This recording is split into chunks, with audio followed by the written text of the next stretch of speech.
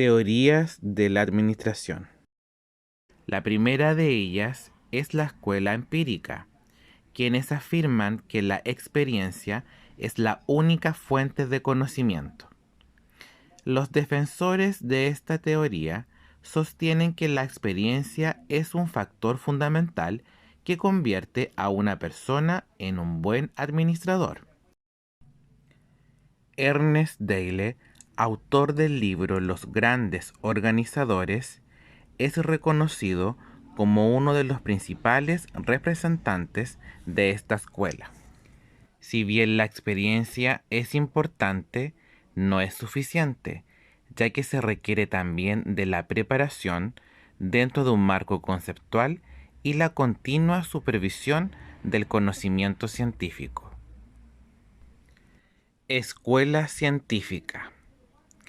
Es una disciplina basada no solamente en la experiencia, sino que también en varios principios. El ingeniero estadounidense Frederick W. Taylor fue el fundador de esta escuela o corriente administrativa. La preocupación fundamental de este ingeniero fue resolver los problemas que se presentaban en el área de producción, fundamentalmente el que se refiere al deficiente desempeño de los trabajadores. Publicó un libro llamado Principios de la Administración Científica, en donde logró llamar la atención e impactar con esta teoría, cuyo objetivo principal era incrementar la productividad y mejorar el desempeño de los trabajadores, logrando así una mayor eficiencia. En la teoría clásica de Fayol de la administración hace énfasis en las funciones básicas que debe tener una organización para conseguir su eficiencia. En su libro, que salió en 1916, expone un enfoque sintético y universal de la empresa, tratando temas como la concepción anatómica y estructural de una organización. Bueno, los aportes que Henry Fayol en la teoría clásica entregó fue la obra de Fayol, aportó elementos muy importantes en la teoría clásica de la administración. Es el primer autor en concebir un modelo de proceso administrativo, planeación, organización, dirección, coordinación y control.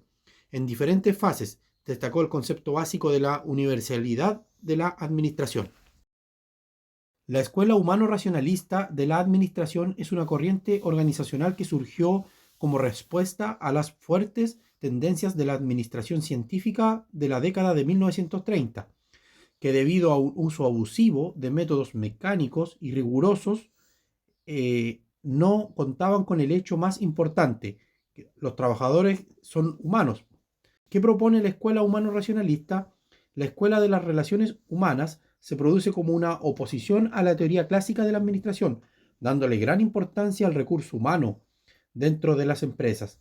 Para comenzar, esta teoría es conocida como escuela humano-racionalista, puesto que asigna una gran importancia a la conducta humana. Escuela estructuralista. Se le denomina también escuela del sistema social, contiene el enfoque sociológico sobre los organismos sociales y contribuye con grandes aportaciones al estudio de la administración. El origen de esta escuela se remonta a la aparición de las obras del famoso sociólogo alemán Max Weber, reconocido como el padre de la sociología moderna. El modelo estructuralista, su estudio lo hacen sobre tipos de organismos sociales, además no conciben a una organización como un ente aislado, sino como parte de un sistema social, con el cual mantiene relaciones ejerciendo, recibiendo influencia del medio social que lo rodea. Los estructuralistas se interesan por todo tipo de organizaciones que forman parte de la sociedad, productivas, comerciales, políticas, sociales y educativas. Además, son importantes los requisitos y formas en que los individuos se integran a diferentes organismos sociales, puesto que dichos requisitos son distintos para ingresar, por ejemplo, a una empresa o una escuela. Escuela humano-conductista. Se le conoce también como escuela del comportamiento humano o neo-humano relacionista. La corriente humano-conductista señala una perspectiva más amplia sobre la importancia del elemento humano en los organismos sociales. Los representantes de esta escuela encontramos a Kurt Lewin, que es presentado como su fundador, y Douglas MacGregor, su principal representante. MacGregor presenta la hipótesis de la teoría X, que refleja un sistema de valores sobre las características de la naturaleza humana, y las formas de comportamiento de los administradores hacia los elementos humanos subordinados.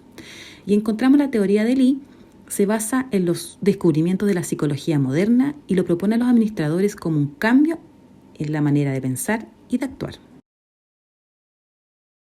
La teoría decisional tiene como principales representantes a Herbert Simon y James March. Es conocida también como escuela matemática, cuántica o de investigación de operaciones.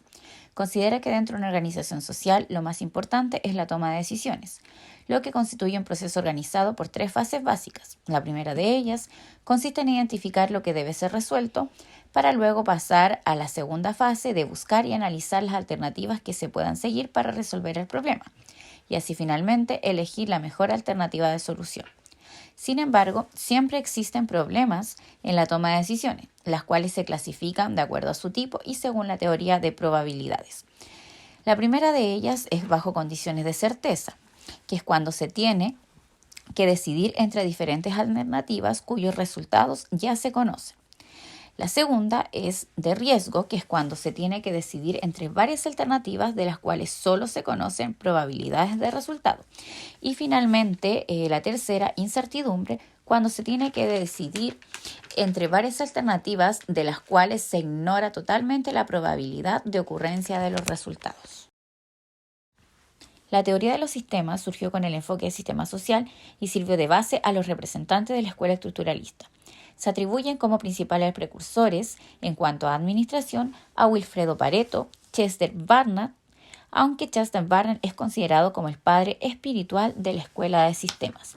Y como padre de la moderna teoría de sistemas se considera a Ludwig von Bartholomä, quien tiene una especial orientación hacia la administración. Esta teoría posee un enfoque interdisciplinario, por lo que permite al administrador comprender las aportaciones y puntos de vista de los diversos especialistas. Esta teoría está orientada a la administración y recibió contribución con el surgimiento de la investigación y además tiene objetivos específicos. Finalmente, aporta una contribución importante al pensamiento administrativo, acentuando la naturaleza dinámica de la organización.